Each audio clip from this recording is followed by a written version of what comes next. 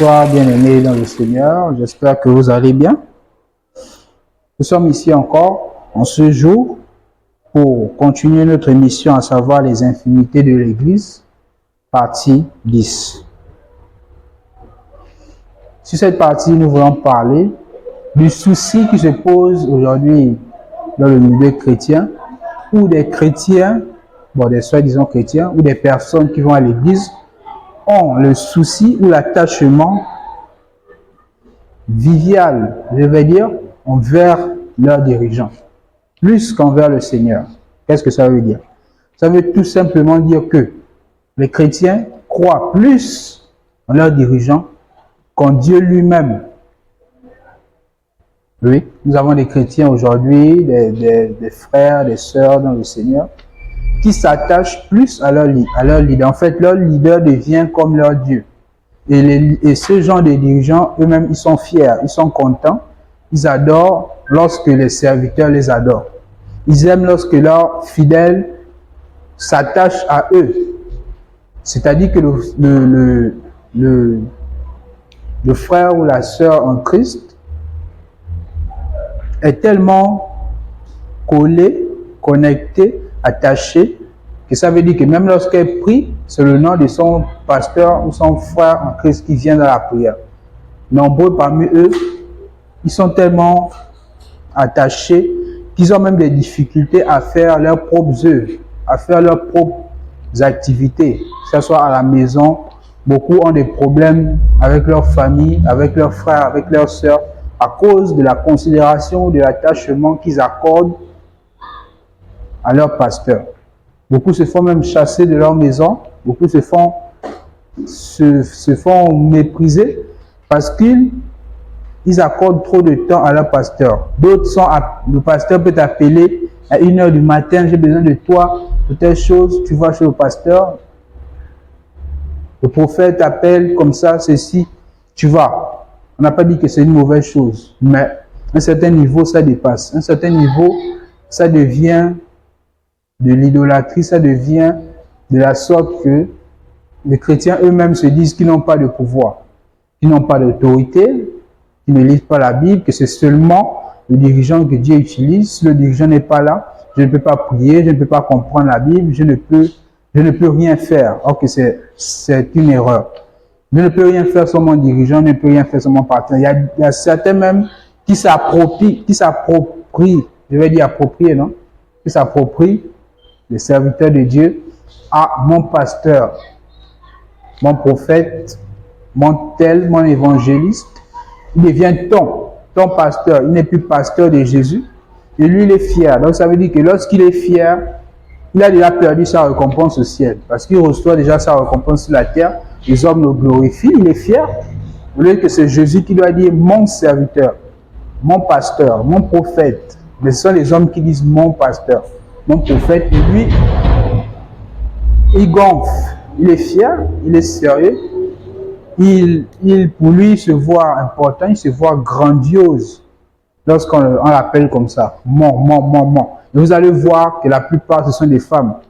Toujours les femmes qui sont nombreuses dans ce genre d'affaires. Et elles se font aussi chasser de leur foyer à cause de ça. Parce qu'elles passent plus de temps avec son pasteur qu'avec son propre mari, avec le pasteur qu'avec sa propre famille à la maison, ce qui cause des problèmes. On n'a pas demandé d'adorer le serviteur de Dieu. Nous adorons Dieu. Le serviteur de Dieu est celui-là qui t'aide à grandir sur le chemin de la foi. Il a des conseils qu'il peut te donner, mais ne pas de lui adorer. C'est un homme comme toi. Lui aussi, il a des erreurs, il a des faiblesses. De la même manière qu'il te conseille, tu peux aussi le conseiller. Il y a des côtés où il est faible. Il agit comme une personne qui n'a pas de bon sens. Ce n'est pas parce qu'il prêche, ceci est un humain. Donc, nous ne devons pas totalement nous confier. Ton pasteur, ton prophète peut te dire quelque chose qui est aussi faux. C'est à toi d'être vigilant et de vérifier ça avec la parole de Dieu. Est-ce que ce qu'il me dit est vrai? Ne pas toujours se confier sur la parole de Dieu, sur la parole du serviteur de Dieu. La Bible dit ici dans le livre de Jérémie 17, verset 5, « Ainsi parle l'Éternel, maudit soit l'homme qui se confie dans l'homme, qui prend la chair pour son appui et qui détourne son cœur de l'Éternel. » C'est de ça que nous sommes en train de parler. Un homme qui prend la chair pour son appui, qui prend un homme comme lui pour son appui. Mon pasteur est là, mon pasteur va prier pour moi. Peu importe ce qui m'arrive, mon pasteur va prier, j'aurai la solution. J'ai le cancer, j'ai le sida, j'ai telle maladie, mon pasteur a prié, ça va aller. Ils s'attachent, ils détournent leur cœur à Dieu, le Créateur, pour s'attacher à l'homme. Et les serviteurs de Dieu, ils sont fiers. Ils sont ravis parce que ce sont eux qui sont devenus Dieu. On les adore aujourd'hui dans les églises.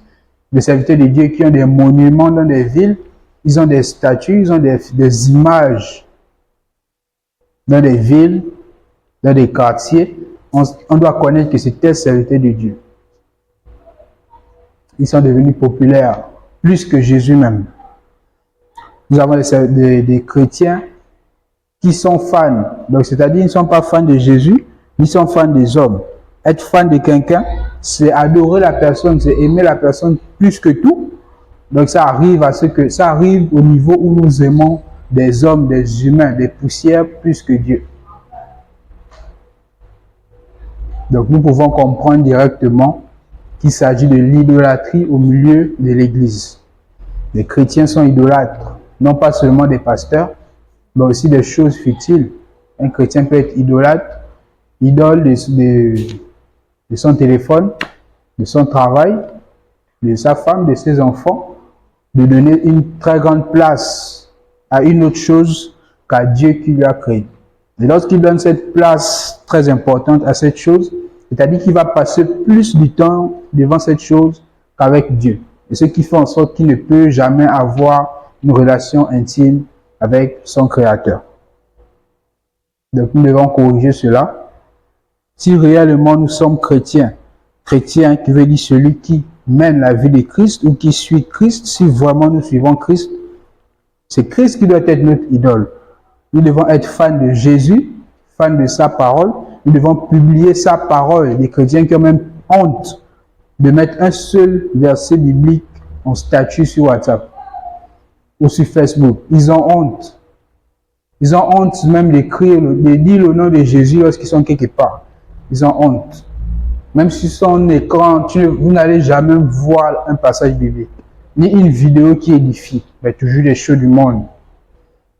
C'est la preuve que il s'appuie sur les choses futiles, il s'appuie sur la chair et non sur Dieu.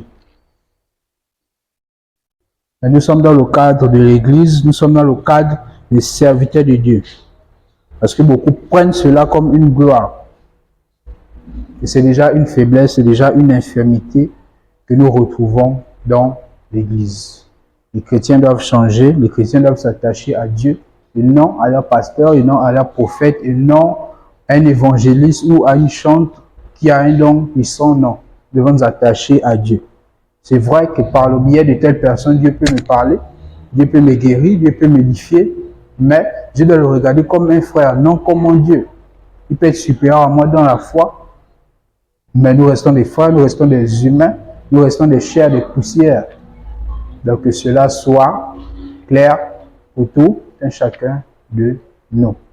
Le Seigneur vous bénisse. Amen.